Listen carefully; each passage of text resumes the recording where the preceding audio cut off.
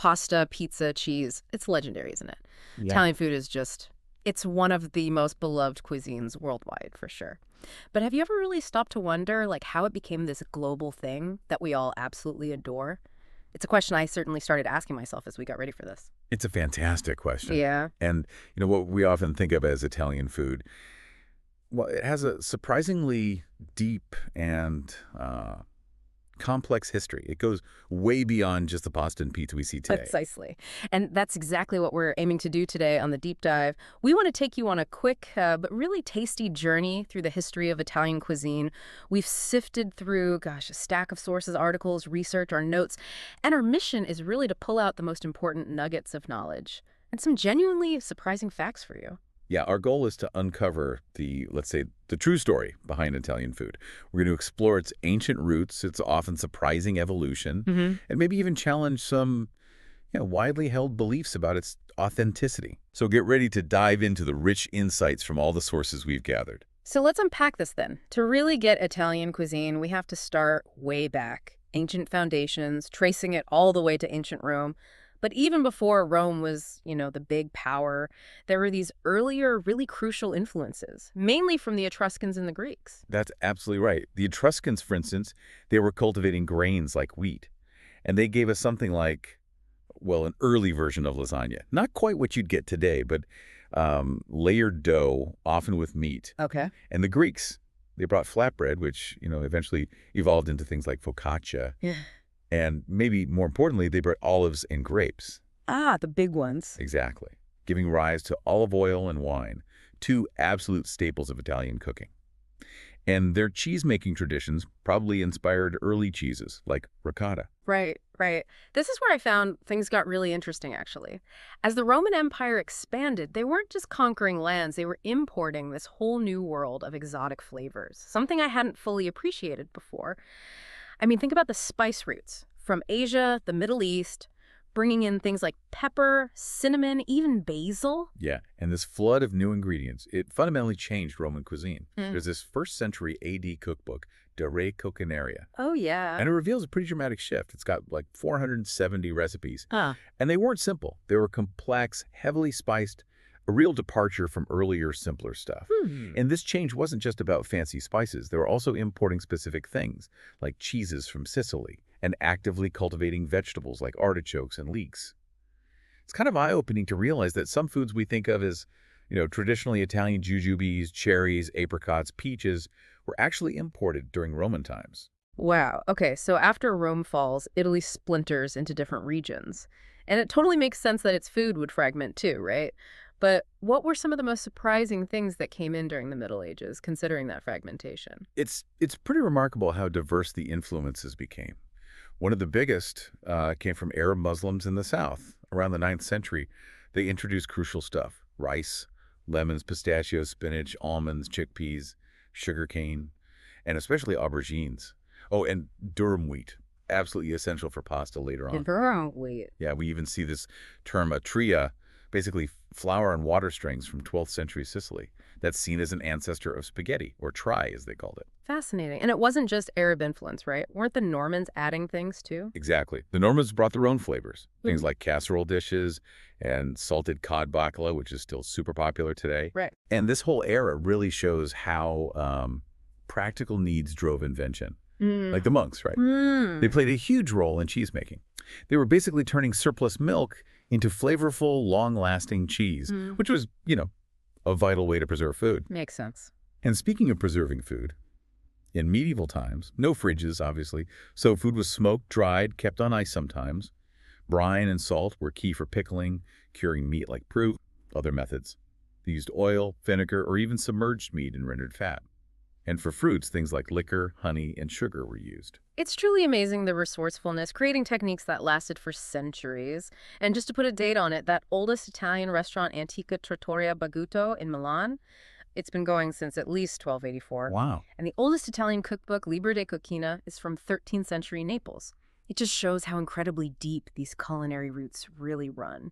Okay, so if the ancient world laid the foundation, the new world just Completely revolutionized it. We have to talk about the Columbian Exchange and how it fundamentally changed everything we think of as Italian food today. Oh, absolutely.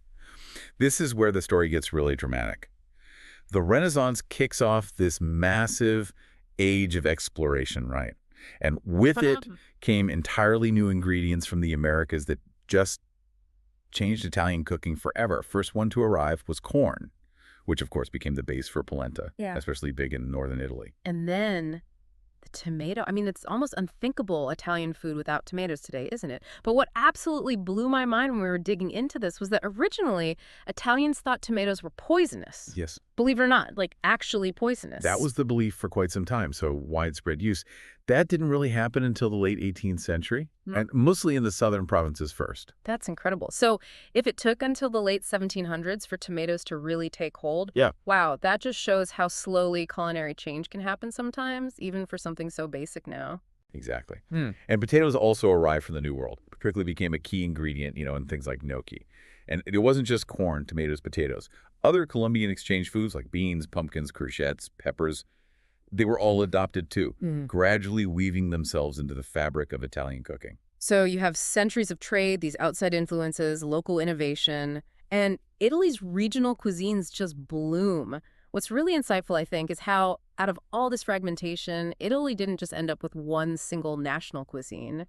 It developed this vibrant tapestry, right? 20 different regions, each with its own unique traditions, customs, dishes, ingredients.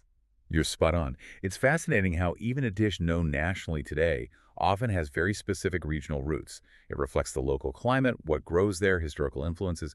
This deep diversity is really a defining feature. Okay, let's do a quick culinary core then. Up north, it's often about richness, right? Butter, cream, amazing cheeses like Parmigiano Reggiano. Regions like Lombardy, known for rice, gave us iconic risottos, like that famous risotto alla Milanese with saffron. Yeah. Then move to central Italy, and you find more rustic simplicity. Seasonal ingredients are king. Olive oil plays a huge role in focaccia. And gried pasta is definitely a cornerstone. Classic dishes like spaghetti alla carbonara supposedly hail from here. We'll get back to that. Okay. Intriguing. And then the south. This is where you get that lighter, really vibrant Mediterranean feel. Seafood, fresh tomatoes, citrus. They're all central. And of course, this is where pizza margherita was supposedly born. Famously topped with tomato, mozzarella, basil, the colors of the Italian flag. Right. And zooming out a bit, you also see other regional stars. Liguria, famous for pesto. Emilia-Romagna for its incredible egg pasta, filled pasta, balsamic vinegar, cured meats. Oh, the best. And Piedmont, renowned for truffles, fine wines, even chocolate. It truly is an incredibly diverse culinary landscape. Okay, now, prepare yourself, because we're about to tackle some deeply held beliefs. Is your beloved pizza truly an ancient Italian tradition, passed down for generations?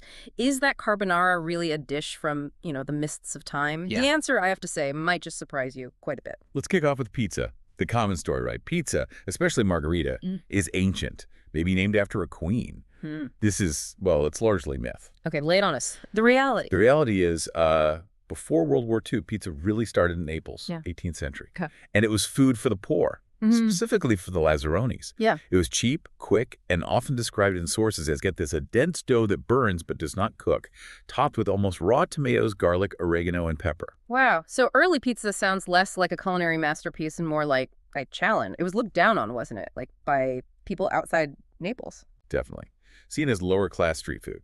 Now, here's where the American influence gets really interesting.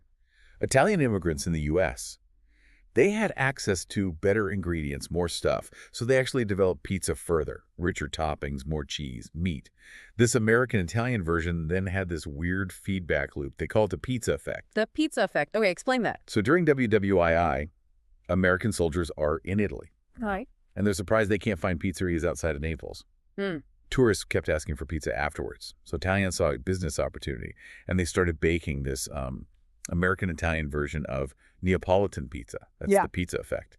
A tradition gets exported, changes, then comes back, kind of masquerading as something that has always been there. Wow. Okay. And just to be crystal clear, the story about pizza margherita being named for the Queen of Italy, that's been totally debunked. It's fake lore. Fake lore, got it. Okay. Okay, now, carbonara.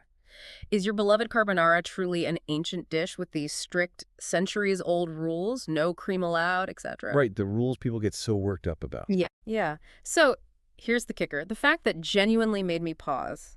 This legendary dish, with its super strict rules, it was actually invented during World War II by an Italian chef, specifically for American soldiers. Yeah, surprisingly recent. And the chef himself was even quoted about the original ingredients. He said they used fabulous bacon, very good cream, some cheese, and powdered egg yolks. Wait. Cream and powdered egg yolk. Cream, and what's maybe even more telling is that apparently the most important chef in Italy was still using cream in carbonara as recently as like 20 or 30 years ago. No way. Yeah. So that really challenges the whole rigid no cream ever rule we hear so much about today. It just highlights how incredibly modern some of these ancient traditions actually are. These revelations really make you wonder, don't they? Like, why are these myths created? Why is there such a strong push for this specific, seemingly ancient version of Italian food? Well, there's a food historian, Alberto Grandi. He argues that, and I'm quoting here, when a community finds itself deprived of its sense of identity, it invents traditions to act as founding myths. That's a powerful idea. It offers a lot of insight into Italy's journey, I think. Consider post-unification. Italy, 1861. The country was incredibly poor. Hundreds of thousands of Italians left. They took their food culture with them, yeah, but they transformed it abroad. And maybe they needed, a more glamorous story to tell than just starvation. That makes a certain kind of sense. Then there's another big shift after WWII between, say, 1950 and 1980. Italy saw huge industrial growth. Peasants moved to cities, lost their old ways of life. So a new identity was kind of crafted. One that emphasized an old food tradition, very artisanal, handcrafted, even for foods that are pretty clearly industrial products now, like tiramisu. The first actual recipes only pop up in the 1980s, often using, supermarket ladyfingers. Right. Even something truly ancient like Parmesan cheese made for 1,000 years, even that changed in Italy itself, didn't it? It became more industrial there. While Italian migrants making Parmesan in America, they evolved their recipe differently, created new variations. Exactly. And this brings us to a tricky point. How this pride in food can sometimes tip over into gastronationalism. Gastronationalism, okay. There's a good example from 2019.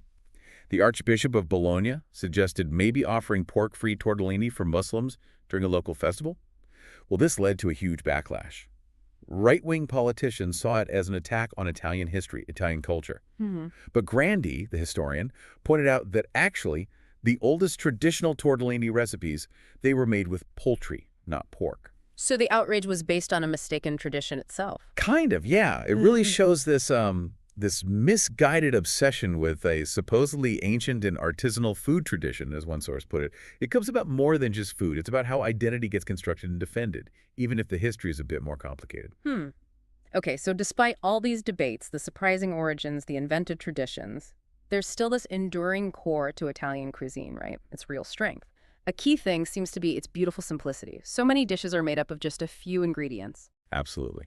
And a key observation here is that Italian cooks often rely massively on the quality of those few ingredients. Rather than super complex preparation, they emphasize fresh, seasonal produce. And this focus on quality, it's so deep that Italy has this extensive system of protected designations, like the EU's PDO and PGI seals. Right, the labels you see. Yeah, they're basically official guarantees of a product's origin and traditional quality. And Italy has them for thousands of specialties: cheeses, cured meats, wines, olive oils. It really is a global phenomenon, Italian food. It's one of the most popular, most copied cuisines everywhere. But that popularity also created something else, didn't it? This Italian-sounding thing. Oh, yeah, yes, Italian sounding. That's basically using Italian words, images, maybe the flag colors, to promote food products that actually have nothing to do with real Italian cuisine. And it's huge business. Generates something like $55 billion worldwide every year. It just underscores the massive global influence Italian food has, largely thanks to the diaspora. You really see it everywhere. Italian-American cuisine, obviously. The global spread of pizza, traditions like Gnocchi del 29 in South America, where people eat gnocchi on the 29th of the month for good luck. Even influences in former Italian colonies in Africa, the impact is just immense. And all this industrialization, the global fast food culture, it also spurred Italy's own powerful response, the slow food movement. founded by Carlo Petrini back in 1986. It's explicitly a counter-movement to fast food and industrial agriculture. Right, and its core idea is pretty simple but powerful, isn't it? Good, clean, and fair food for everyone. Exactly. Good means quality, nourishing, tasty food. Clean means environmentally friendly production, less waste, sustainable farming. And fair means affordable prices for us, the consumers, but also fair conditions and pay for the people producing the food. The movement really emphasizes protecting culinary traditions, protecting biodiversity in our food, which is, an increasingly vital mission today. So, reflecting on all this, what really stands out to you from this whole deep dive? For me, it's definitely that idea that authentic Italian food isn't some static thing set in stone. It's alive. It's this vibrant, constantly evolving story. Yeah, I agree. And zooming out, it really highlights how national identities, Hmm. they often seem ancient, but many are actually quite young. Yeah. And they kind of cosplay as old. Food traditions play a huge part in that. But culture, cuisine, they're never static. They always evolve. The way Italian culture blended with others, stuff brought back to Italy by millions of migrants. That mix created something new, something we all get to enjoy today. It makes me think of Alberto Grandi's perspective again. It's not about disrespecting Italian food, is it? It's more about recognizing Italy as a modern country with a modern industry. And maybe its future lies in embracing that, not getting stuck in some romanticized, possibly inaccurate past. Ultimately, like one of the sources said, everyone's free to do what they like with it. Just eat it and enjoy it. Absolutely. We've taken quite a journey today, haven't we? Through the history of Italian food, uncovering its complex roots, some really surprising twists, Yeah. and its undeniable global impact. Yeah, it's been fascinating. And this deep dive really leaves us with a big question to mull over, doesn't it? How do the foods you listening consider traditional or authentically yours in your own culture? How do they reflect similar journeys, evolution, adaptation, outside influence?